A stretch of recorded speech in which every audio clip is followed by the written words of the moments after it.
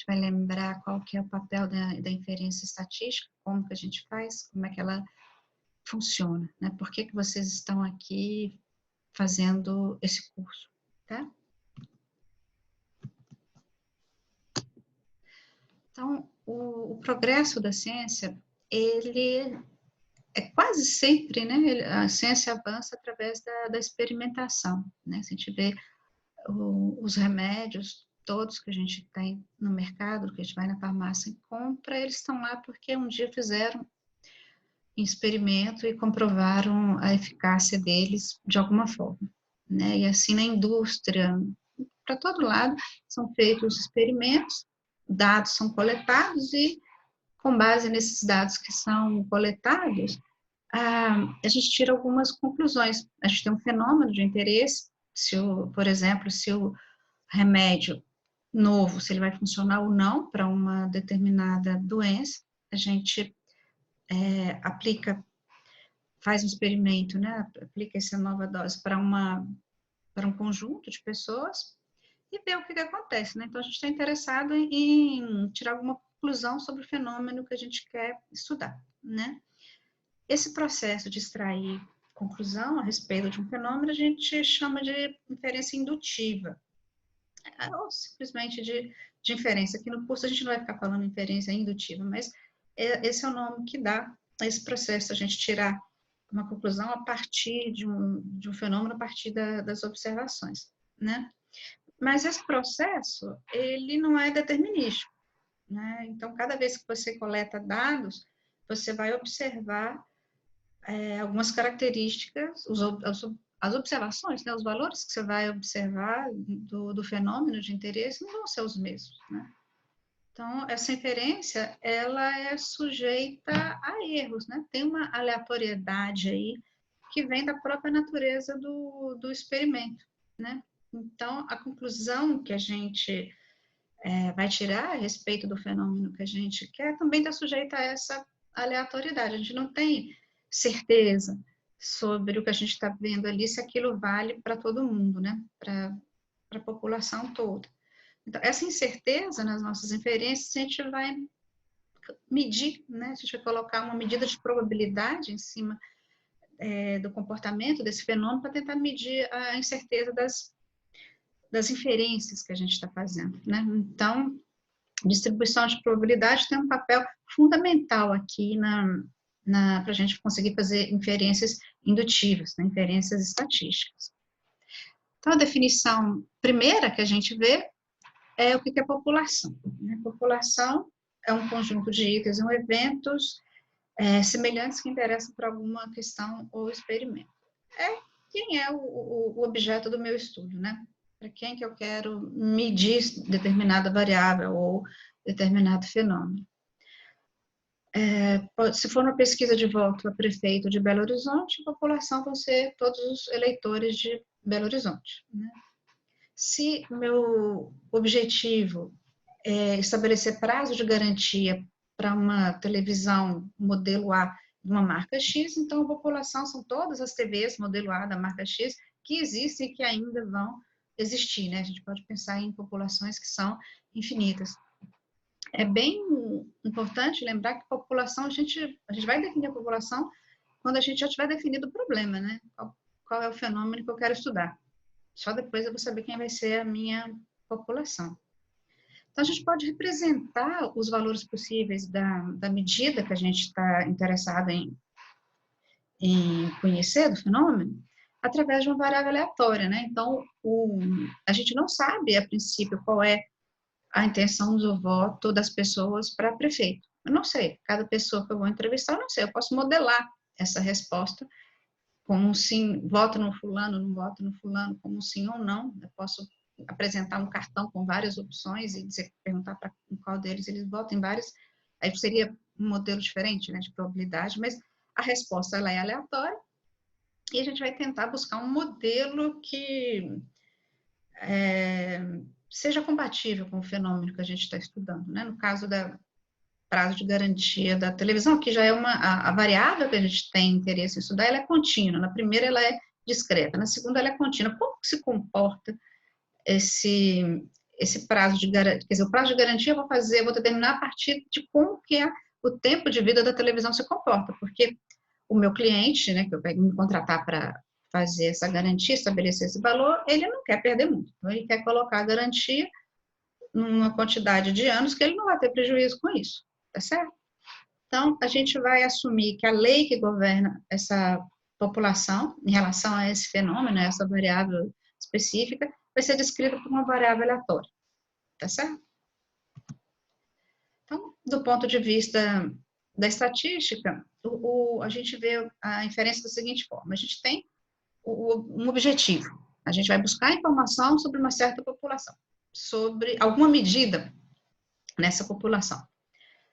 Em geral, é impossível ou impraticável a gente examinar a população inteira. No caso lá das TVs, por exemplo, é infinito, né? A gente não tem como pegar todas as TVs da marca modelo A, da marca X, para analisar quanto tempo ela dura para colocar o tempo de garantia. A gente só tem acesso a uma parcela dessa população, que é o que a gente vai chamar de amostra, né?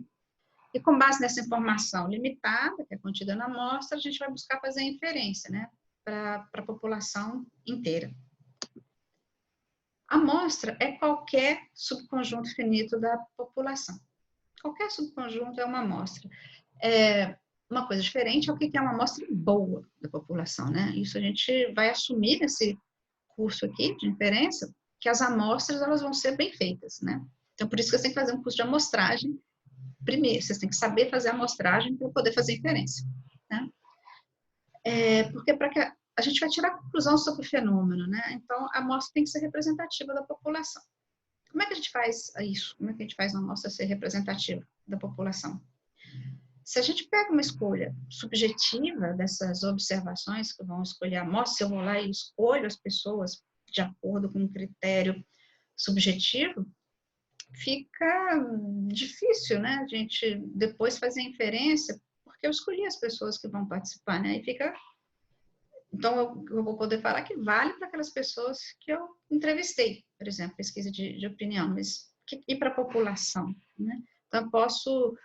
Se eu introduzo subjetividade, eu posso obter uma amostra tendenciosa e levar a conclusões completamente equivocadas, né? E essas amostras tendenciosas a gente consegue evitar quando a gente faz sorteio, ou seja, tem que ser aleatório. Aleatório significa que tem sorteio, né? Por que a gente deve trabalhar com amostra?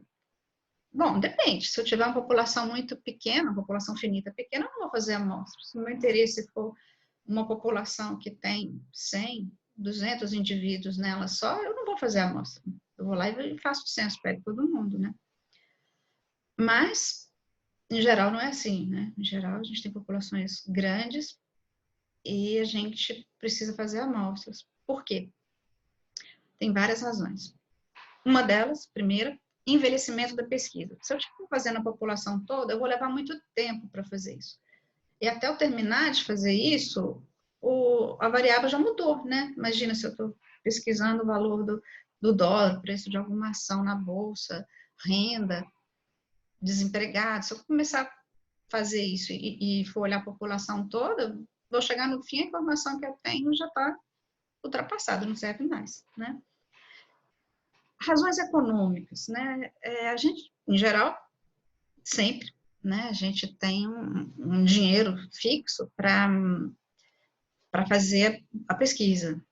Então, a gente tem que fazer dentro da restrição orçamentária desse projeto. Então, é caro fazer. Quanto mais gente eu colocar, mais caro vai ser, né?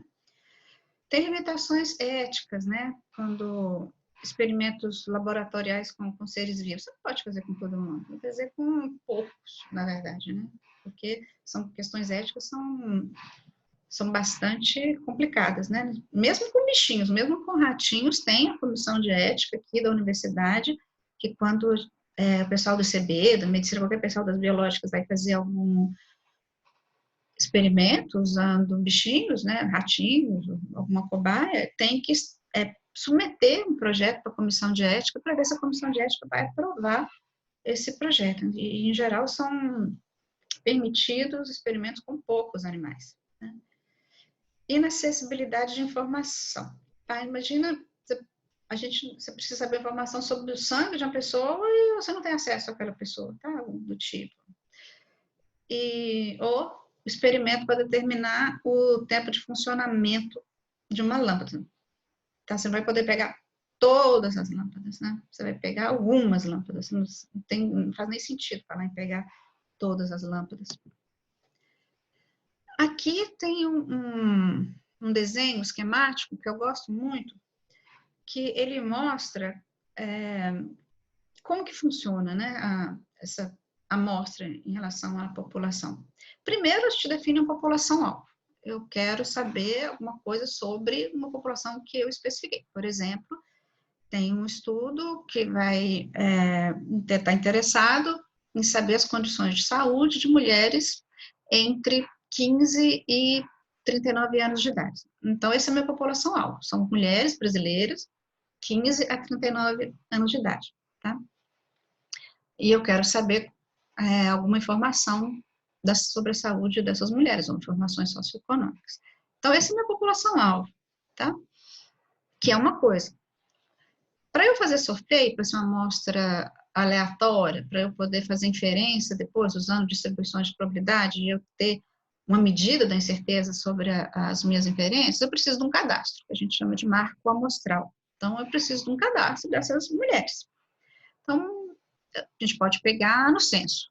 Então, lá no censo, o último censo, e pega o cadastro, tem lá a população dividida por faixa etária, mas o censo é antigo, né? Ele não vai cobrir mais, isso não é uma informação recente, não vai cobrir mais o universo, na minha população toda, de todas as mulheres que estão nessa faixa etária. Então, tem essa parte aqui, eu tenho aqui o cadastro, eu tenho aqui uma parte das mulheres nessa faixa etária que não estão incluídas no meu cadastro, tá?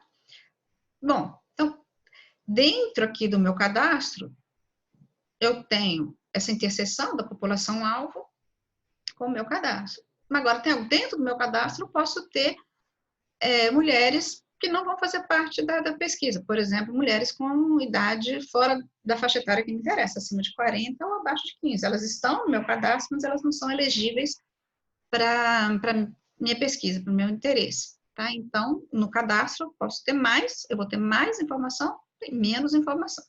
Tá?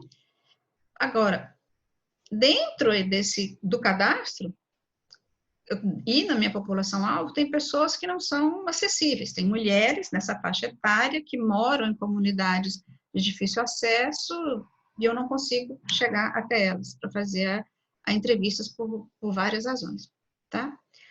Tem aquelas que vão se recusar a responder. Aqui a gente até tem, né, alguma forma de tratar esses dados depois, quando a pessoa é sorteada e ela não se recusa a responder.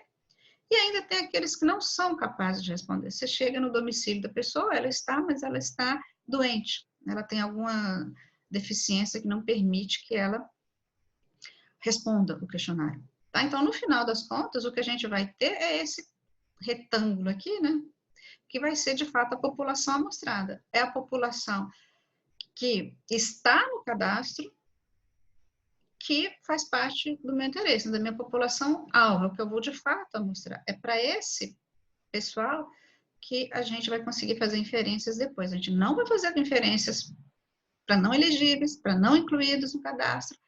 Então, é para a população que foi amostrada que a gente vai poder fazer inferências no final.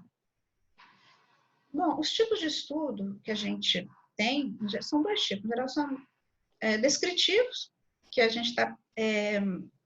o interesse aqui não é fazer inferência, o interesse aqui é pegar um conjunto de dados, descrever, fazer média, fazer padrão, fazer um gráfico, histograma, eu vou descrever, né, o perfil daquele conjunto de dados que eu tenho, tá?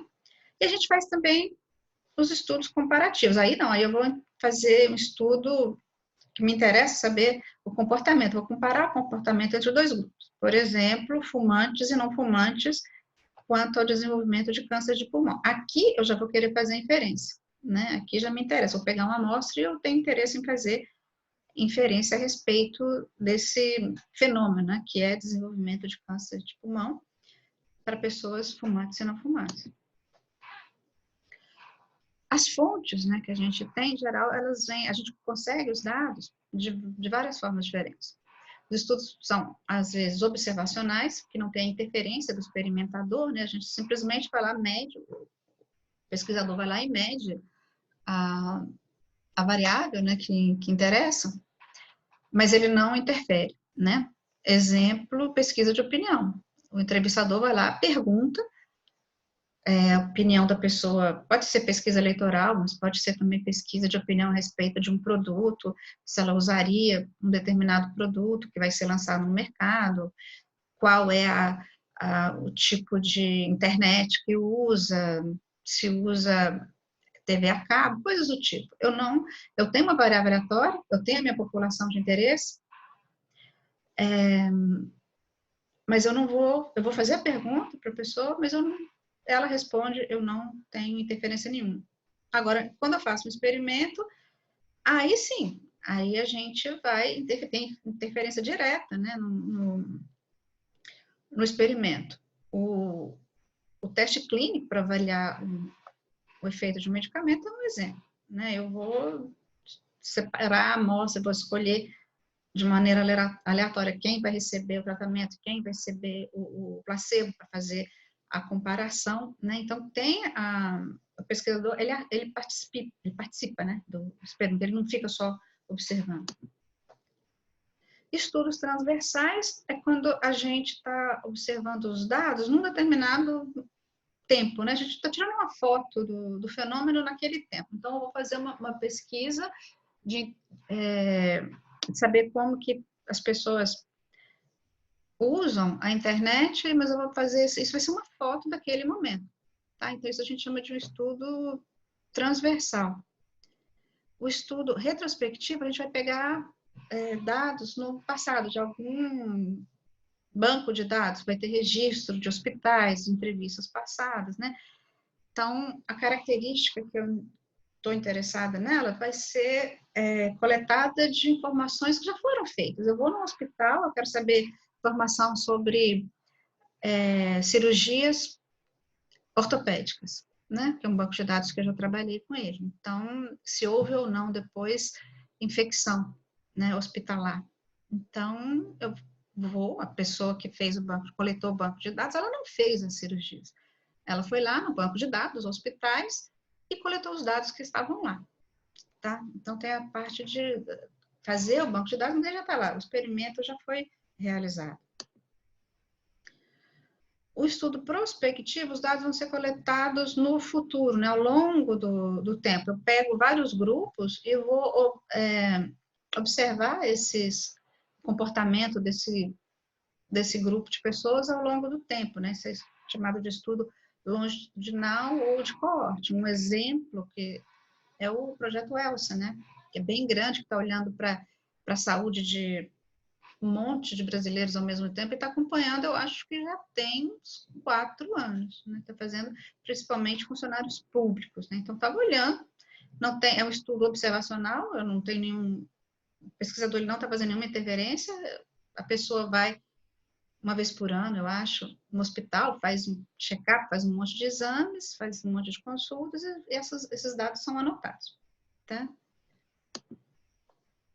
Bom, agora quanto aos métodos de amostragem, isso é fundamental, tá? Para tudo que a gente vai fazer daqui para frente nesse curso, a gente vai assumir que a amostragem que foi feita, né? A gente vai fazer amostragens probabilísticas, tá? Que todos os elementos da minha população têm uma probabilidade conhecida de pertencer à amostra. A gente vai modelar essa probabilidade através de distribuições de probabilidade, através de modelos de probabilidade, tá? O mais simples, né, que chama amostragem aleatória simples, aliás, a AS, tem até uma sigla para ela, é quando você tem a população, ela é finita, e você dá igual probabilidade de cada elemento pertencer à amostra, e a princípio a probabilidade, se você tem N indivíduos na sua amostra, a sua probabilidade para todo mundo vai ser 1 sobre N, tá? A seleção pode ser feita com ou sem reposição, tá? Se ela é feita com reposição, o modelo de probabilidade que a gente vai associar a esse tipo de amostragem, que a gente chama de plano amostral que a gente vai fazer, vai ser uma distribuição, vai ser binomial. Se ela for sem reposição, aqui já vai entrar a hipergeométrica, tá? Então, um exemplo, eu tenho uma turma com 60 alunos, coloco cada aluno, é um número, né? Eu associo um número de 1 a 60 a cada um dos alunos, vou nessa urna, sorteio 12, tá? Eu posso fazer isso de maneira com reposição, eu sorteio um aluno, volto com a bolinha dele para dentro da urna, ele pode ser sorteado de novo, tá? Então, a mesma pessoa pode ser sorteada várias vezes, igual você põe numa música, né? Você põe tá tocando uma música no seu celular, se você coloca para pegar aleatoriamente a música, você pode pegar, dependendo do como o celular faz a amostragem, como ele escolhe, como ele faz o sorteio, né? Você pode pegar a mesma música mais de uma vez, tá? A amostragem sistemática, ela é muito, muito usada, principalmente quando vê pesquisas de socioeconômicas, porque quando você não tem acesso a um cadastro com o nome de todos, você não pode pegar cada pessoa que vai pertencer, ou cada indivíduo, ou cada televisão, associar um número e depois ir lá e sortear esses números. Acontece quando você tem, por exemplo, amostragens, e a gente vai usar setores censitários, né, que é um pouco menor do que um bairro, né? São um conjunto de casas, conjunto de residências, com seus por volta de 300 habitantes, são setores censitários. Então, eu posso sortear um setor censitário, porque eu tenho o cadastro, mas dentro do setor censitário eu não tenho o cadastro de todas as residências. Então, eu faço uma amostragem que a gente chama de sistemática, que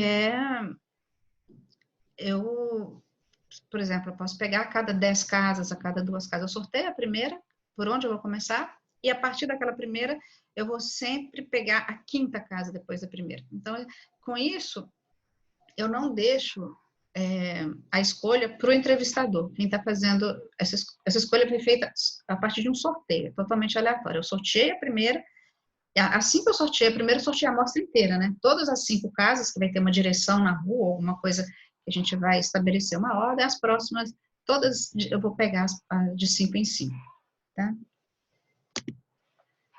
A amostragem estratificada é a que a gente mais usa, na verdade, que ela tem se a gente faz bem feita a estratificação, a gente consegue diminuir muito a incerteza a respeito do fenômeno que a gente quer estudar, né? Então, antes de fazer o processo aleatório, de fazer o sorteio, eu vou dividir a minha população em estratos, tá? Podia chamar de grupos, comunidades, eu vou dividir a minha comunidade, minha população em comunidades, e dentro de cada uma desses grupos, né, desses meus estratos, eu vou sortear os indivíduos de acordo com a amostragem aleatória simples. Eu tenho a quantidade de indivíduos dentro de cada extrato, e eu vou lá e sorteio dentro do extrato. Então, o primeiro processo, que é de estratificar a população, isso não é aleatório.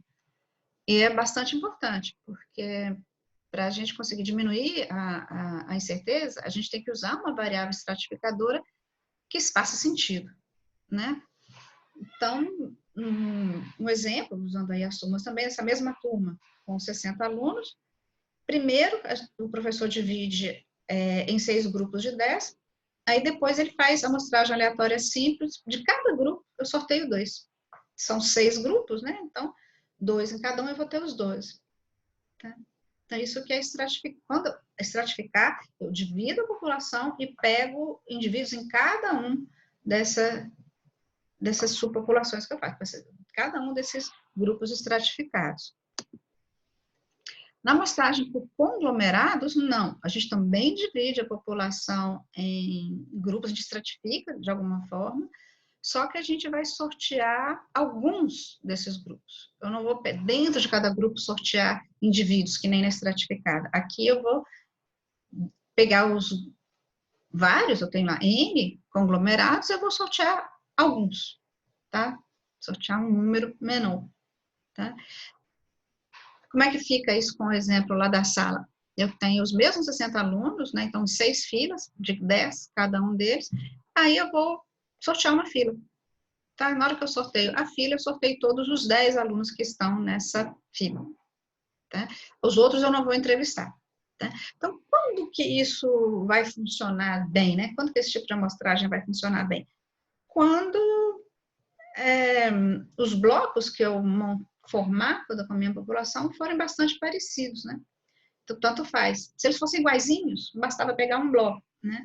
Então, eu tenho os blocos todos parecidos e a variabilidade vai estar só dentro do bloco. Tá? Lá na estratificada, não. Primeiro, eu divido a minha população em blocos de sorteio identificado e a ideia é que os estratos, eles sejam bem diferentes, né? Para eu ter representatividade de todos os estratos da minha população, tá? Bom, aí se pergunta, bom, mas eu posso fazer conglomerados, fazer uma amostragem por conglomerados, se eu não tenho essa informação sobre se eles são todos iguais, se não são? O plano amostral é seu, né? Você faz do jeito que você quiser. Não é que eu só vou fazer amostragem por conglomerados se os conglomerados forem todos, os blocos forem todos idênticos, né? Eu vou fazer o que eu conseguir fazer. O que é possível fazer, eu tenho setores censitários e eu não dou conta de ir em todos os setores censitários, então eu vou sortear alguns. Eu vou fazer amostragem por conglomerados por conta da impossibilidade de fazer uma estratificação, tá?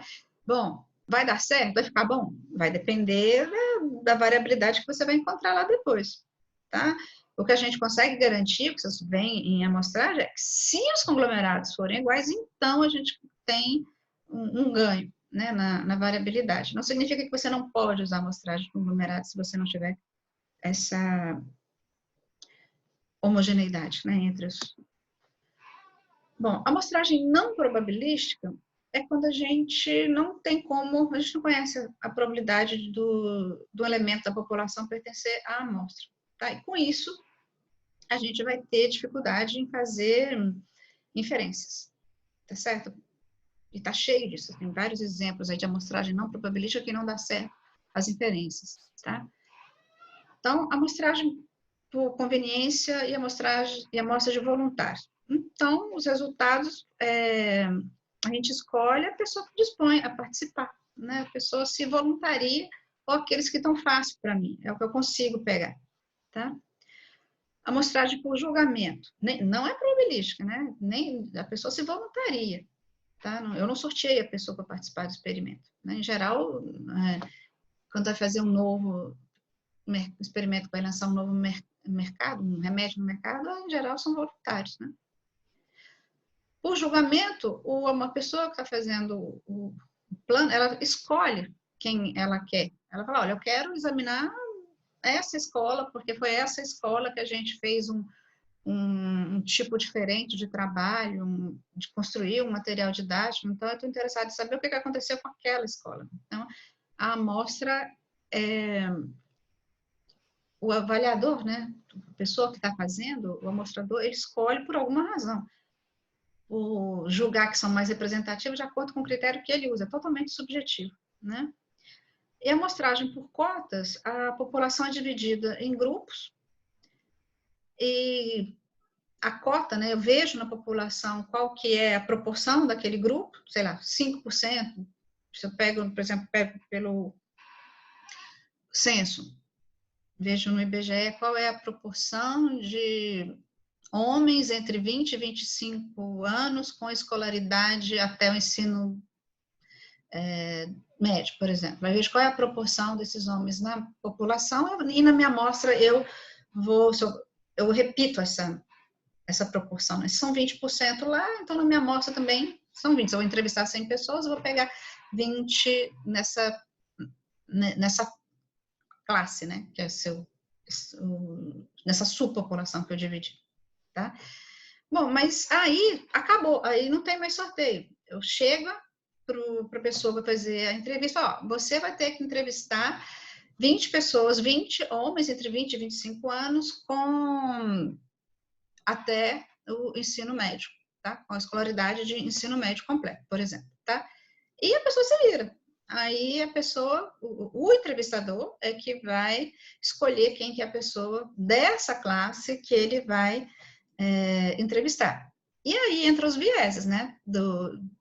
As formas erradas. Você não sabe como é que o entrevistador vai escolher isso aí. Isso aí é muito usado em pesquisa eleitoral. Tem como se fazer pesquisa eleitoral de forma aleatória, então aí os setores censitários para ser sorteado, qualquer um pode ir lá e pegar no IBGE, mas eles insistem em fazer a amostragem por cotas. E o resultado a gente vê por aí, né? Bom, a gente vai associar, né? A gente vai pegar o fenômeno que a gente tem interesse em estudar e tentar modelar através de uma distribuição de probabilidade, né? Vai ser uma variável aleatória, porque eu não sei qual é o comportamento desse fenômeno, tá? Inclusive na população é uma variável aleatória. O tempo de vida de lâmpada, por exemplo, eu não sei de todas as lâmpadas, é uma variável aleatória. Se eu pego uma lâmpada, ela durou 5.000 horas, não significa que todas vão durar 5.000 horas. Tem uma variabilidade. Então, a própria população das lâmpadas, ela tem uma lei, né, aí por trás, de que rege, né, por trás, uma lei que governa essa produção. E mais ainda na amostra, né, quando a gente vai pegar amostras dessa distribuição, a gente vai ter uma outra distribuição na amostra, tá? A gente vai olhar para as distribuições aqui nesse curso, que tem função de parâmetros, né? Vocês vão ver, eu já coloquei, já vou colocar as próximas aulas, seria na aula 1.1, 1.2 que eu coloquei lá, como são os modelos probabilísticos, contínuos e discretos, que vocês já viram em curso de probabilidade, que a gente vai usar aqui, tá? Então, o processo nosso aqui para estudar as características da população, a gente precisa de duas coisas, né? Qual que é o modelo probabilístico mais adequado para representar essa característica, né, da população, no caso, o tempo de vida de uma lâmpada, ou de um computador, ou de um chip, ou de qualquer dessas coisas que a gente tem interesse em tempo de vida, né? Uma vez que a gente definiu o modelo, qual que é o conjunto de parâmetros, né, que a gente vai usar? Tá, então, segue uma distribuição exponencial. Com qual parâmetro? Ou seja, com que média? Qual que é a taxa com que as lâmpadas falham? Tá? Então, a gente tem a distribuição, é o modelo, e a gente tem o parâmetro desse modelo, né? E a escolha desse modelo, a gente tem que olhar para a descrição dos dados. Velho e bom histograma. Ajuda a gente no começo e depois a gente faz testes, né, para adequar, para ver se a gente fez uma escolha certa. Isso é fundamental. Todas as inferências que a gente vai fazer, né, a partir da amostra, a gente está supondo que vem a amostra foi gerada com determinada probabilidade. A gente conhece, a gente sabe qual é a forma, né, da distribuição. Então, se a gente errou isso, o resto sai todo errado. Tá? E a gente tem a amostra, a gente faz o histograma e a gente, em geral, o que a gente vai querer são duas coisas. A gente vai estimar esses parâmetros aqui a partir da amostra, eu vou estimar o tempo de vida médio de uma lâmpada, eu vou estimar a intenção de voto para um determinado candidato. E a gente vai fazer nessa estimação, que pode ser intervalar também, né? Aliás, o que interessa para a gente, na verdade, é definir qual que é um intervalo de variação desse parâmetro que me interessa, a média de tempo. Pode ser também a probabilidade de que a lâmpada falhe, né? 2%, qual é o valor ali que vai me dar esse 2% para eu colocar a garantia do meu produto. E a gente vai fazer testes de hipótese sobre o parâmetro, né? A gente vai supor, a gente vai comparar o que a gente está vendo na amostra com o valor que a gente acha que é verdadeiro. Por exemplo, já existe um mercado aí, no mercado, um remédio conhecido para dor de cabeça, a Multipirona, a Novalgina, que é um nome de marca, e eu sou responsável por um laboratório, eu quero lançar um novo produto genérico, eu tenho que provar que o meu é tão bom quanto a dipirona, tá? E se a dipirona tem uma eficácia de 90%, ela consegue diminuir a dor de cabeça em 90% das pessoas, da população, é isso que vem junto, né? Essa informação que a dipirona tem, a minha vai ter que ser melhor, vai ser igual ou melhor, né? Para poder lançar o meu produto. Então, eu tenho um parâmetro para comparar, tá certo? Então, eu vou fazer teste dessa hipótese. Será que o meu é tão bom ou melhor do que a Novalgina? Tá? A gente, no primeiro, vai fazer a estimação, né, de parâmetro, a gente vai ver quais são as técnicas adequadas, a gente vai ver várias formas aqui de estimação nesse curso, e associado ao modelo probabilístico que a gente escolheu para os nossos dados, para a nossa população, está gerando os dados. E depois a gente vai fazer comparação com uma, duas ou mais populações de interesse. Vocês já viram em outros cursos, mas isso de forma mais geral, a gente vai ver de forma mais cuidadosa. Né? Ok?